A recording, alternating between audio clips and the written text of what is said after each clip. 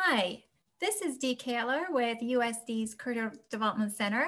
Welcome to Alumni Zoom Trips, our virtual webcast series with USD alumni experts that provides a glimpse into the life of our alumni in the aftermath of the pandemic. This program is co-hosted with the Office of Alumni Relations. Katharine Petrich is a double alum of USD, holding a bachelor's in political science and a master's in international relations. She's a political scientist specializing in international security, crime, and terrorism prevention with fieldwork experiences in Kenya and Colombia. She joins us from San Francisco, where she currently teaches comparative politics and transnational crime at Santa Clara University. Kate, it's wonderful to have you joining us today. How are you? I'm good. I'm glad to have the opportunity to talk with you guys. Absolutely. So can you tell our listeners how you got started in your career? Well, actually, my very first political science job was at USD, of all places. I knew that I really wanted to work in government and be in, public service in some way from, the word go. But I sort of didn't know what that was going to look like. And then my sophomore year of college, I took a class from Dr. Noelle Norton, who is now a dean, a big fancy pants, called Sex, Power, and Politics, and just lit up. And she had an opportunity to be a research assistant. And I put together a very, bare bones early college resume and asked her if she would be my boss. And she said yes. So and then the bug went from there. So that's wonderful. And how would you say your USD degree and early start at USD has prepared you for a career in teaching and research? I think USD was a really great place to do my undergrad and then my master's degree. And the experiences were really different, which I wasn't expecting. But at the undergraduate level, I was a student athlete. I felt like I had a lot of support and really benefited from having to take the whole core curriculum, right? There's lots of things that I do now that I'm pulling on, stuff that I learned in junior year religion classes and stuff that I wouldn't have expected would, matter. But the small classes and the fact that I had to take a really diverse array have turned out to be really, really important. In the master's program, the fact that you got to work so closely with professors was really key, and they were incredibly supportive when I was like, I think I want to go on to a PhD. How do I do that? I'm the first person in my family who's ever gone on to do something like this. And so I really relied on them to help sort of guide that process and get me into the next stage. So I would say it's prepared me very well. Wonderful. And that really tees us well into my next question for you, which is, I'm really interested in learning more about your experience as a PhD student and what your top advice would be for those currently either pursuing PhDs or considering pursuing a doctorate degree.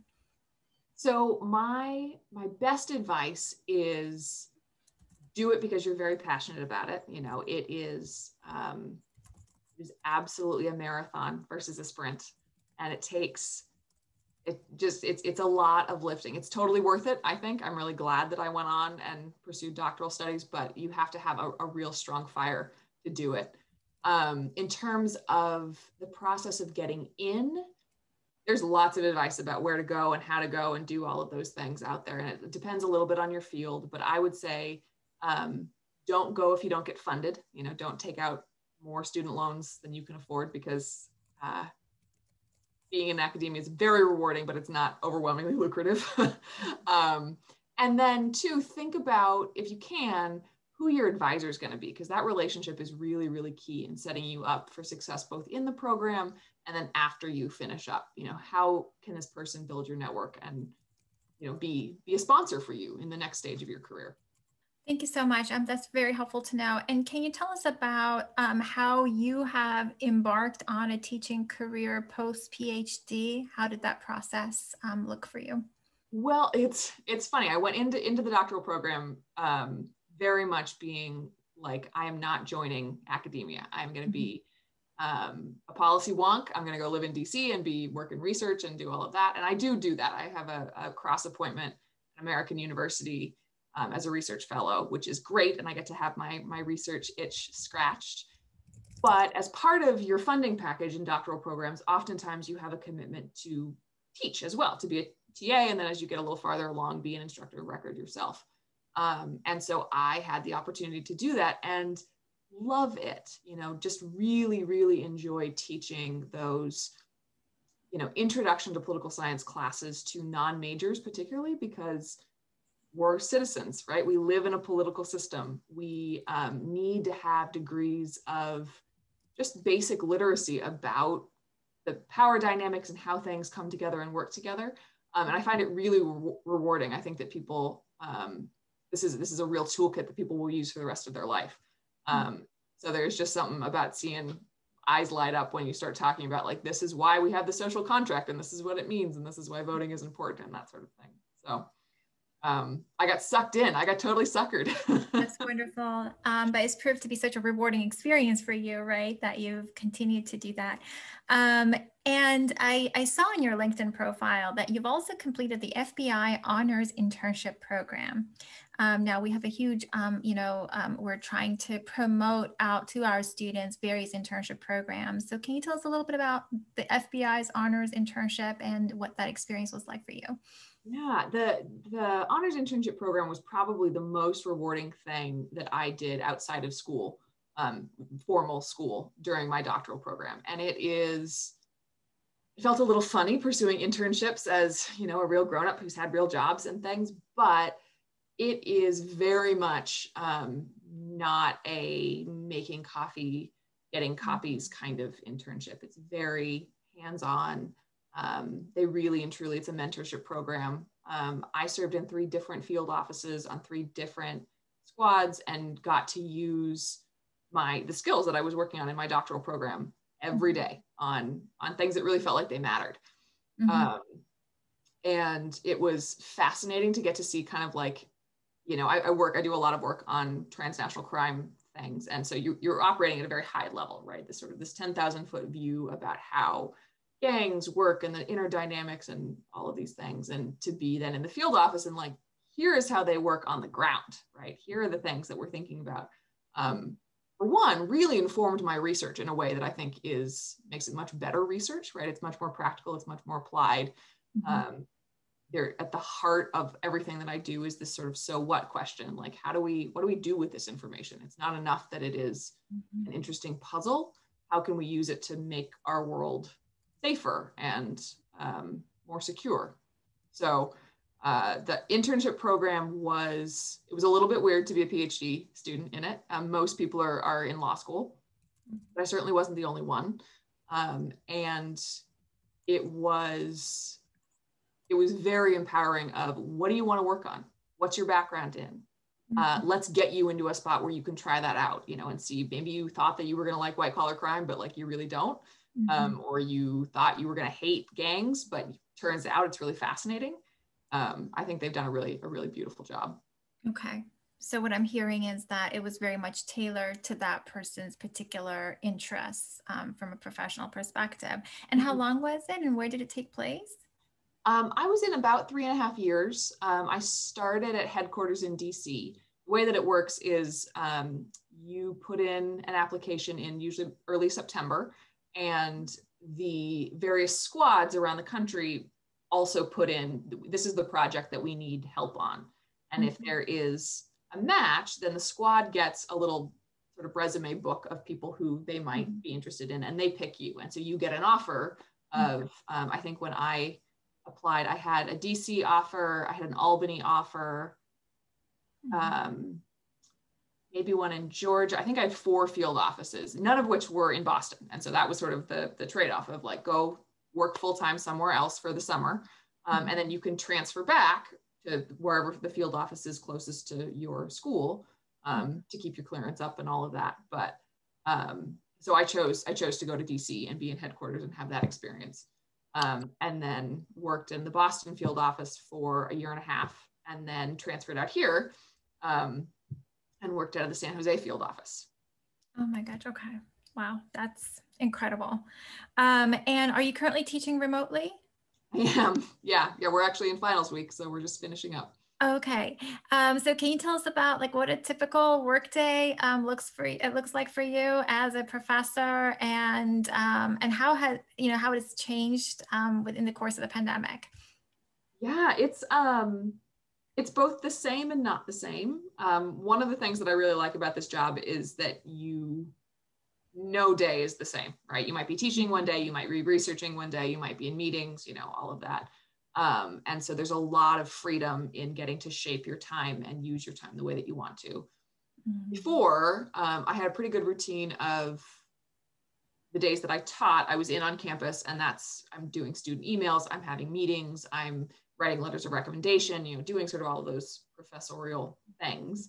And then in the days that I'm not on campus, have my research hat on, and I'm, writing articles, submitting for grants, doing kind of all of those pieces. In pandemic life, those things have kind of meshed together. And so I feel like I spend quite a lot of my day hopping from one task to the next to the next. But I'm really working on trying to create some boundaries in my time in my life so that I'm not just working all the time. Of course. And do you have any sort of helpful tips for those who are teaching remotely? The biggest thing that helped me was to separate my office space from my living space so that I could go somewhere else after work, even though it's, I'm moving from my bedroom to my living room. Somehow being able, when I had my desk set up in the living room, it was way too easy to work all the time. The other thing is trying to establish boundaries that work for you with your students, because I found myself replying to emails at 11:30 at night and things in ways that just weren't sustainable. And so communicating a little more clearly that like, hey, this isn't working for me, so I'm going to set up some hours that like, if you email me between 9 and 5, I will absolutely email you back, but after 5, it's going to be the next day. And the Google schedule send feature is a godsend for that, because I can respond at 11:30 at night, but it doesn't send until 9 o'clock the next morning. Sure. And what would your sort of top 3 advice be for our alumni and, graduating seniors who are currently on the job market as it relates to careers in teaching or in research? Well, I think my first one is less a piece of advice and more affirmation. It really is that hard out there. You're not necessarily doing something wrong. It just is hard. So keep at it and keep watching things like this, and expanding your knowledge about options and career services and things.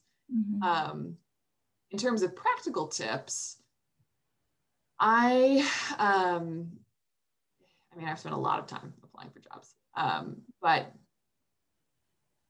everybody says network, leverage your network, do all of those things. I found one of the easiest ways to grow your network is to be positive about somebody else, particularly on social media. So whether that's on LinkedIn or on Twitter, it's way easier for me to champion a friend or an acquaintance of mine, and say they're doing really great work. And over time, I don't know whether it's karma or it's networking, it really feels like that energy comes back to you, that people start thinking of you, putting you up for things. Volunteering for stuff, working for free or for less is always a good thing. For people that are in a little bit more of advanced studies, oftentimes we can get really, really wedded to our area of expertise, right? And we have a huge skill set that can be applied way more widely. So I just did some consulting around economic security.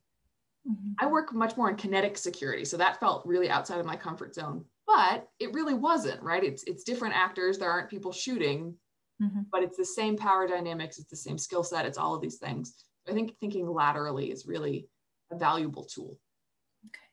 Thanks for that. Thanks for that tip. And for our alumni or graduating students who are preparing for virtual job interviews, any sort of top tips for them? Make sure your dog is not going to start barking in the middle of things, as mine has definitely done. I really like, if you can, getting in front of a window so that you look less like you're sitting in a basement. And making sure that you position your webcam in such a way that is attractive. But then too, I think one of the real advantages of a virtual interview is that you can Google interview questions, right? There's probably 20 interview questions that you're going to get at least a couple of. Write out your responses and have them on the screen. You probably won't read them, right? And you shouldn't be reading them off. But for me, at least, it gives me a real sense of security to know that like I have a cheat sheet right here. And if I need to, I can look at it. Yeah.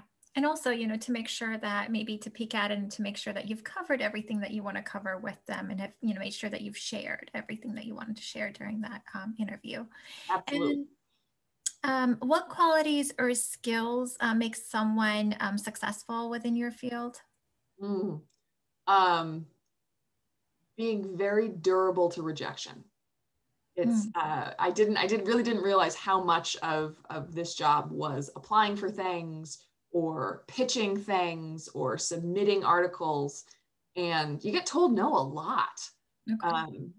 And so realizing that it isn't necessarily you, right? It's either that the situation wasn't right or somebody was better, or that there will be a space, there will be a job, there will be, a spot in a graduate school if you want it. It just isn't that one right now. So that's probably the biggest one. In terms of other like functional skills, I think being personable goes a really long way. Having those soft skills. We spend a lot of time, particularly in political science, talking about quantitative stuff. Do you have data? Can you run these analyses and all of these things? And yeah, those are important, but unless you can communicate your research and yourself and the information that you have in your brain, it will not be there. Sure. And when you mentioned being durable to rejection, is it more from the perspective of a researcher in terms of like the articles that you submit for journals and things like that? Or is it from the perspective of trying to find teaching careers as well? Both. Okay. Yeah.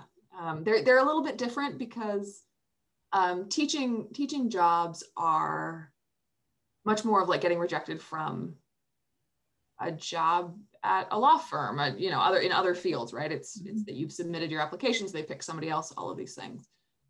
Getting rejected from journal articles feels much more like your work is not up to scratch. And so those can hurt a lot more than not getting a job necessarily. Mm-hmm. And would you have any sort of helpful tips for those who are looking to get published? Things that you're doing that you find helpful for yourself? So I'm actually on the editorial board of a journal called Global Policy Next Generation. And our whole mission is to mentor and help early career researchers get published, because there is a whole hidden curriculum of like how you do this that we don't necessarily make clear. So from wearing that hat, right, one of the biggest things is making sure that your abstract actually reflects your article, right, and tells me up front what your findings are, what your argument is. That goes a very long way. Spell check, also a long way. There are many really great resources of how to write journal articles and how to get accepted and all of those things. My particular favorite that I use all the time is Wendy Belcher's book, Writing Your Article in 12 Weeks. And she takes you through very sort of clearly and consistently and in bite-sized chunks of how you get your article up to publishable standards. And I run every one of my articles through her sort of framework. And I think that they make them much, much stronger. I'm sure that our listeners will really find that resource helpful. And then talking about like some of your favorite resources, are there other websites, blogs, associations in your field that you refer to often? Oh gosh, yeah. I'm a huge proponent of academic Twitter. It's this weird little side eddy that is outside of the regular craziness that is Twitter, but it is amazingly supportive and helpful for connecting with people, building your network, finding resources and information. And people are really generous with their time and energy. I've set up a lot of informational interviews and stuff with people at conferences because I saw that they work on something that I think is interesting, or they're at a school that I might be interested in. And Twitter is sort of the way that you can approach them. It's less scary than sending a cold email or something. In terms of resources, like functional resources, I subscribe to a lot of area-specific email blasts, newsletters. Mm-hmm.